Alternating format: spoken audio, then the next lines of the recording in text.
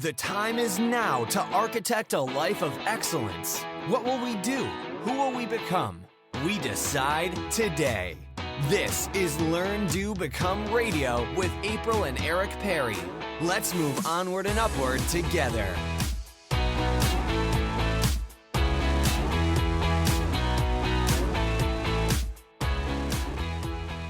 Hello, this is April Perry, and welcome to Learn, Do, Become Radio. I'm here with my husband, Eric, and we are excited to talk today about conferences. Hello, everybody. We are excited about conferences because conferences are awesome.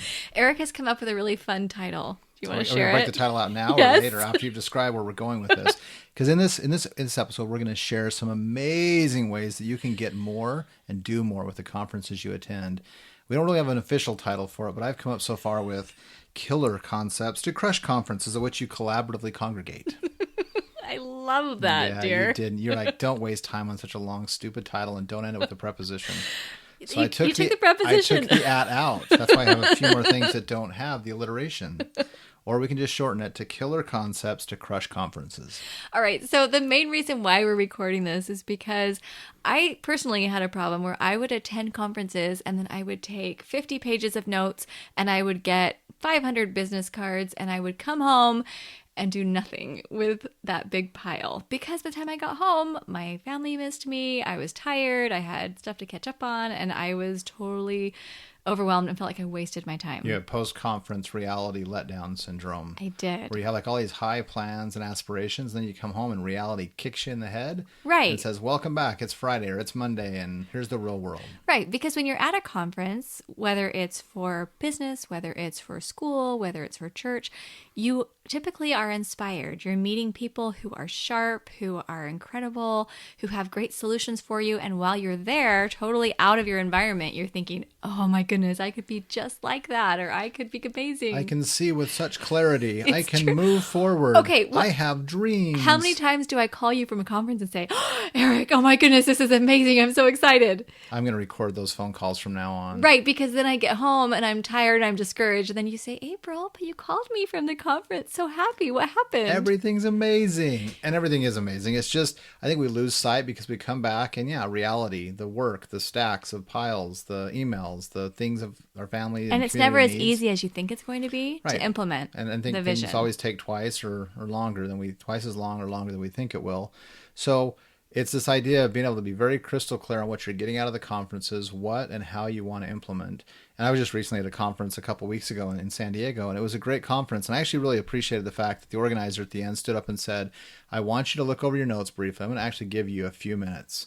I'm going to stand here quietly, and you're going to look over your notes, and you're going to pick the one thing.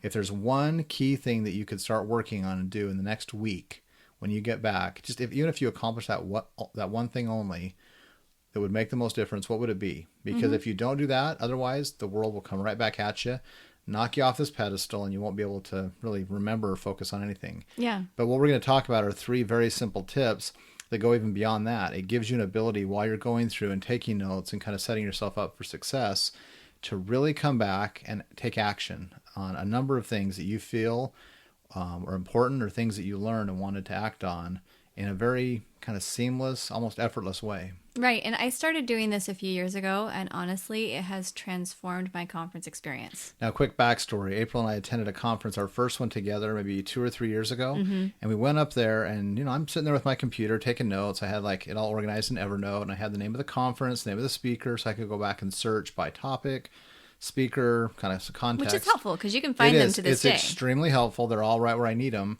And I got quite a bit out, but I didn't organize things like April does. And I'm constantly learning new things as far as organizing and note-taking and just some of the stuff that she does. It's pretty amazing. Like, her mind just thinks like this. So I got quite a bit out of it. But then I go and sit next to her, and I'm like, oh, my goodness. It's like I'm maybe doing a fifth, maybe a tenth of what she's doing.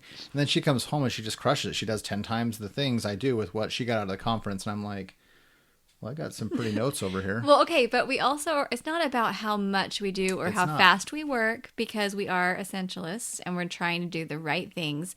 But I will say this has helped me to be really productive. Absolutely. She's got a simple system that she's been using for a long time that she's going to share here.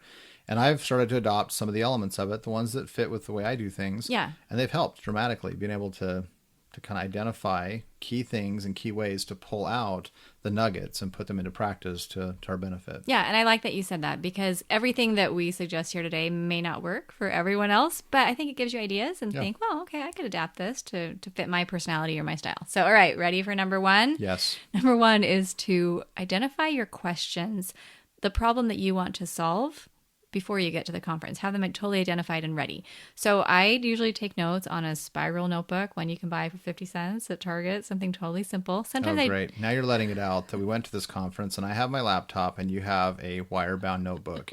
And Either way you're still works, crushing dear. me by 10x. So really, though, it doesn't matter where we take the notes. Sometimes I do the notes in Evernote if I feel like it, but I like writing with paper, and that's kind of fun for me. So and I like the simple. digital approach because when I'm sitting there with a presenter, I like to be able to write as fast as I can and get as much. Yeah. Sometimes you might be more of in just a absorb mode and you can just kind of type more slowly. But if they're saying some really impressive or important stuff, unless there's a recording of the conference you're at, I like to try to get all that I can and then try to sift through it later. Mm-hmm. It makes you exhausted after 2 or 3 days. But I think April's approach is more just go in a little bit more relaxed and just write down the key concepts that stand out to her or something she wants to take action on. Is that accurate? Yeah.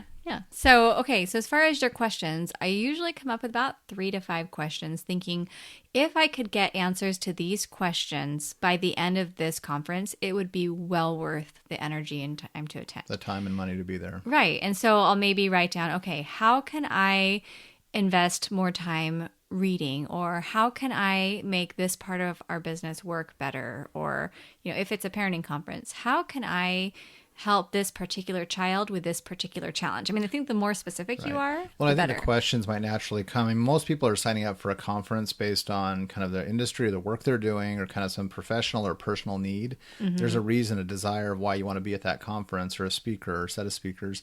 I think as you look at that and say, why am I going? Like, why is this important to me? Kind of thinking about the conference in terms of the goals or objectives you're hoping to get out of it. If you articulate those a little bit or even just mentally kind of conceptualize them, it'll help you identify what questions would help you get to those. Yeah, and those that helps you in outcomes. choosing which classes you attend, For sure. where you sit at lunch, who you're going to speak with in the hallways. I mean, there's a lot of different elements that go into it, who you might go out to dinner with that night or who you might meet up with. And so I feel like the more clear you are on what you want to get out of the conference. Right. It gives a little architecture and purpose to how you spend your time Ooh. throughout the whole conference. I like how you And brought the not word just- architecture in there. No, I mean, honestly, it's a framework, right? Because if you go into it, hey, I'm here on a conference for work, got to be here for 3 days. And I'm not just here, I'd be here just to get away from a colder climate, to get to a warmer area and hang out in a hotel and, Have a some break fun. or something. Mm-hmm. Like, yeah, I think a lot of people conference attend that way. But if you're expected to come back with something tangible, something meaningful, going down there and just thinking briefly, what is it I want to get out of the conference? What are the key questions? If I could find answers would make it worthwhile. It doesn't take that long. It might be just a 10 or 15 minute exercise on the flight or the drive down. Or even in the morning introductory session, you can put those together. Right. But the earlier you do it, the better. But it I will think. help you frame, like April said, what sessions you attend and who you're talking to during, after, and, in the kind of reception or type of events in the evening, just where you're kind of investing your time and your energy. Okay, so that was number one, which is essentially to begin with the end in mind, right? The number 2 is that as you take notes, you want to have a specific set of symbols that you have predefined that you're going to use in your note taking. Now, obviously, if you're writing on Evernote, the symbols might look a little bit different than they will if you're writing in a notebook. But I'll just explain the ones that I use in a notebook that really could easily work. So you have about 42 symbols that you use. I have 5. I have 5 symbols that I use. And I used to make a little legend. Now I've just been doing it for so long. I Now don't the need a legend legend. is committed to memory. I totally have it memorized, but this is what I do. So first of all, I have a question mark with a circle around it. That means this is a question I need to think about later, because some of the best speakers are the ones who ask the best questions. And a lot of the best questions are ones you can't answer in a minute, ones that you really need to think about. What am I really uniquely prepared to teach? Or if I were to put together a seminar on this topic, what would I want to convey in that seminar, right? There's a lot of different kinds of questions. Or if it's a parenting thing, how could I really spend more time enjoying the moments with my children? So it could be a question that comes from the presenter, or it could be a question that you thought of Yes. that you want to come back to. So it could be theirs or yours, but just write it down and put the question mark with a circle around to it so you'll remember to come back to it. Yeah, so you can put together a list of questions, and we'll talk about what we actually do with that. All right, then if something I hear is a first priority it's an idea that I think I could implement this week. It would take me 20 minutes. It would make a huge difference. This needs to be a top priority as soon as I get home. I put just a little arrow next to it. And then I know I'm not going to put arrows next to everything because everything can't be your first priority. Do you put a circle around the arrow? Sometimes I do. Sometimes I don't. It depends. Actually, I used to use purple markers. I would do a color for each one of these. Don't confuse it. No, we won't talk about all that right now. But just have an arrow of some sorts, however you would like it to look. Does that sound good? All right. Then I would have stars just for great ideas. Things that I thought, ooh, I love that. Not a first priority, but something I'd like to consider and come back to later. Then I have a little picture of a book for books I want to read. You'll often get great suggestions either from the people sitting next to you or from the presenter, or as you're going through. So a lot of times at conferences, they're selling books while you're there. Write those down. And then the final one is brackets. And this is where I put together the things that I want to talk to you about. Usually when I get home, a spouse. You speaking to me as your husband, as my not husband. the listening audience. Yeah, or a business partner. Or because a lot of times when you're going to a conference, you're representing a team or you're representing a family. You're representing other people who are part of your life. And so when you get home from a conference, they don't necessarily want you to sit down for 3 hours and say, hey, can I tell you everything I learned at the conference? Let's walk through class by class and I'll just give you a rundown. Because I tried that one time with Eric and you didn't like it so much. I don't know what you're talking about. Well, you said one time I came home and I said, hey, Eric, look at all these conference notes. You want to talk through them? And you looked through my 50 pages of notes and you said, how about you give me an executive summary? And I thought, well, that's a great idea, except I don't have an executive summary. So I didn't really know which parts to tell him. So what I did the next time I went to a conference is I just put in brackets everything that I thought he would really want to know. So do you do the brackets as you're writing things out during the session, or at the end of the session, you just quickly look over it and say, these are the key things I would share with somebody? Sometimes it's both. Like sometimes a speaker will say something amazing and I think I've got to tell Eric about this. So I bracket it right then. Other times at the end of the session, I just kind of look at it and I think, okay, anything else I need to add? Oh yeah, I think this actually might be good to share with Eric, right? So at least by the end of the class, but it doesn't have to be right at the end. Right. Okay.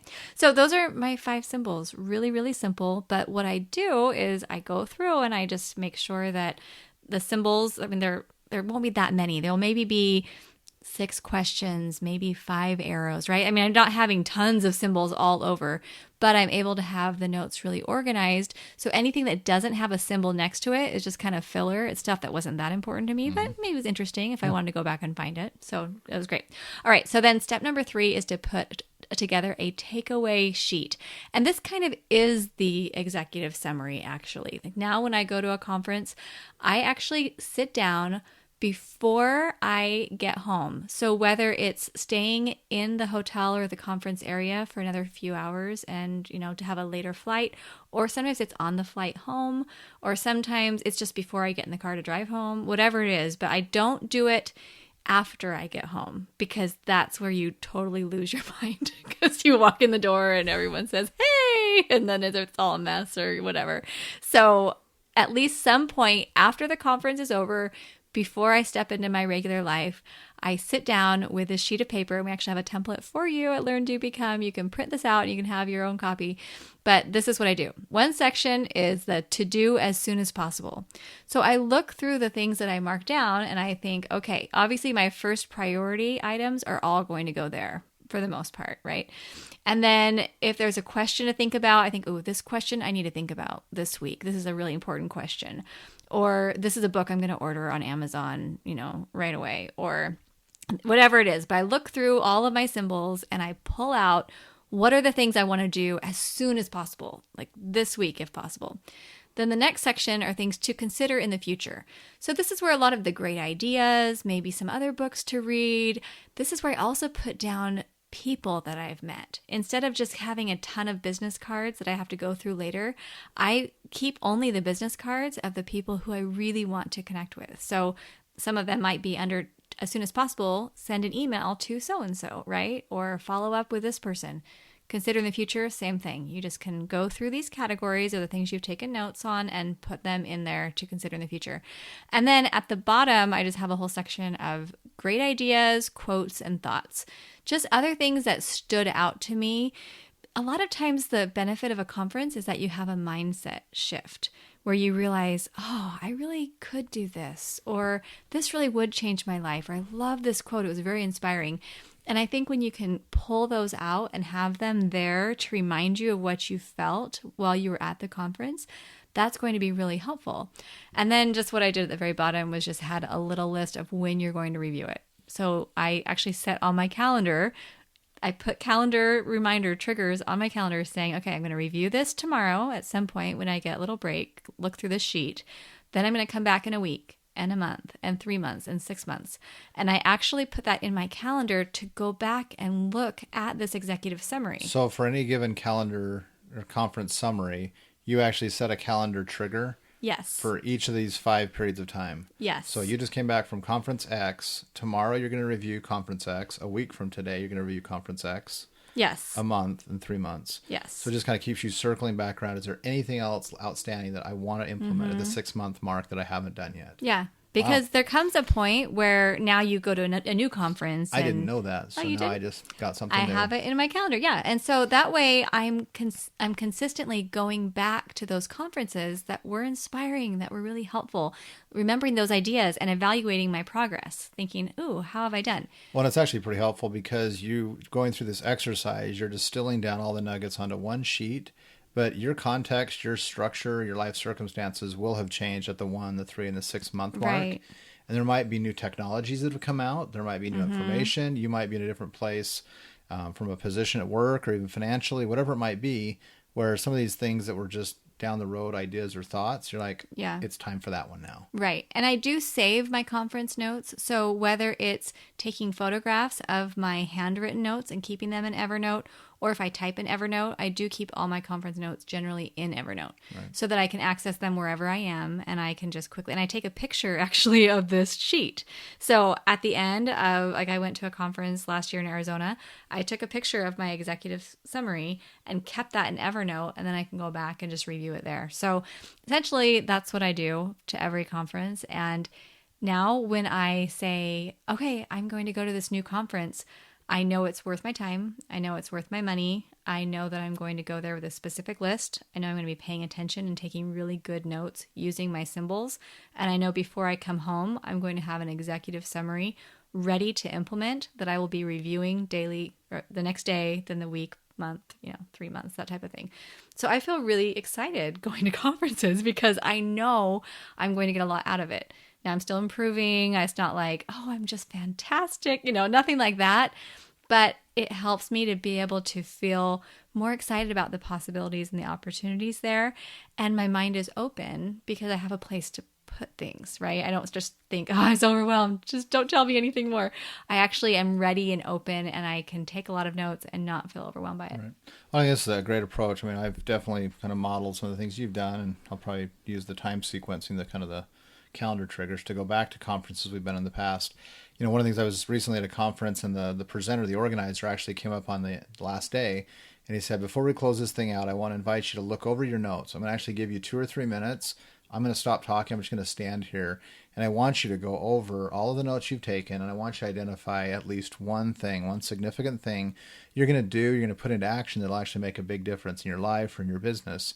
And I was kind of impressed by that because I've rarely been to conferences where somebody will say, they'll stop talking and give people you some quiet introspective time, because that's where I think the great connections, the great kind of insights or inspiration comes to figure out, okay, therefore what? What am I going to do with this?